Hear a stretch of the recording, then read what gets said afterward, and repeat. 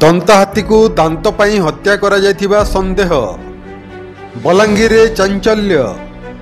बलांगीर सहर उपकंठ मोटखाई जंगल असुर डुंगरी गाँ ठारे पड़ी रही दंता हाथीर मृतदेह। हाथीर दुईटी दांत मध्यरु गोटे दांत को कटा जायछि। दांत पाई हाथीर शिकार करा जायथिबा संदेह करा जाउछि। हाथीर मुंड और सुंडरे गभीर आघात लागिथिबा देखिबाकू मिलिछि। हाथीर मृत्यु को 3-4 दिन रु ऊर्ध्व समय होइथिबा मध्य आशंका करा जाउछि। बलांगीर डीएफओ सहित जंगल विभागर अधिकारी माने तदंत आरंभ कर दैछन्ति। संधानी कुकुर मध्य तदंतरे लगा जाइछि।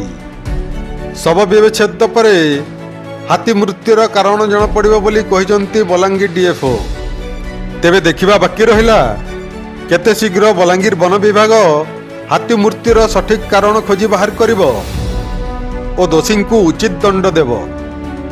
बलांगीर दिलीप साहू का रिपोर्ट दृष्टिकोण। मृत्यु होवार खबर आसी बलांगीर वन विभाग पक्षर काना सूचना देबे। हाथी गोटे डेथ होइছে डिटेक्टिव सकाळ सेटा मोटखाई रिजर्व फॉरेस्ट पाखरे जो औषध गाँ अछि ए पाखा हाथी खाना के बस केते लगुच 20-25 वर्ष। सर एटा कि दुर्बृत्त अंदा करितबा लेखन लागुछि कि बयस लागि ताके हम तो इनक्वारी चलछि। डॉग स्क्वाड भी देखछन अन्य अफसर माने लागि इनक्वारी करछन। पोस्टमार्टम काली सकाळ ना पड़िबो।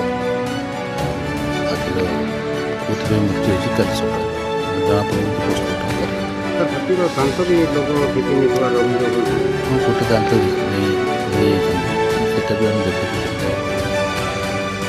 कोथरे केमती ता दांतटा अलगा करा है सेटा जଣା पड़िबो। पोस्टमार्टम को जଣା पड़िबो केमती कोन दांतटा बाहरी और डिटेल इनक्वारी पर जଣା पड़िबो हाथीर डेथ केमती हला और किए सब काम करछन्ती।